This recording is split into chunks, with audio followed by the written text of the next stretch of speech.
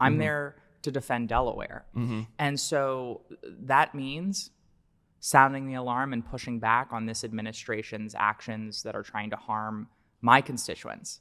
From the nearly $10 million that they've stolen from Delaware farmers, that they're withholding from farmers illegally, to the tens of millions of dollars that they've cut off from public health officials here in Delaware to stop the spread of infectious diseases, to the nearly 1 million meals that they are withholding from the food bank of Delaware, keeping Delaware families hungry in this moment, to, of course, their heartless budget that would result in the largest cut in Medicaid in American history, which I have time and time again voted against and mobilized against, to more recently, the administration cutting off millions of dollars in funding for manufacturing jobs in this state, something that I led my colleagues on, demanded the administration reverse, and they did, saving hundreds of jobs in this state, $75 million in economic activity.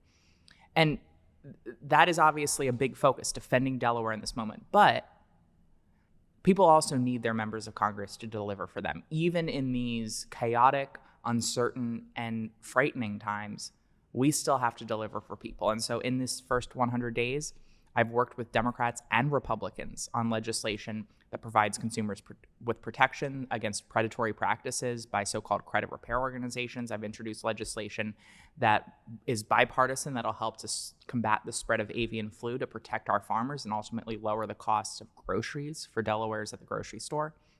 I've signed on to 120 bills, 75 of which are bipartisan. And our constituent advocate team continues to be a lifeline for Delawareans, working with hundreds over the last 100 days in moments of need, and through that work, returning $360,000 to Delawareans in the form of veterans benefits, Social Security checks, tax refunds that Delawareans were owed and the federal government wasn't delivering.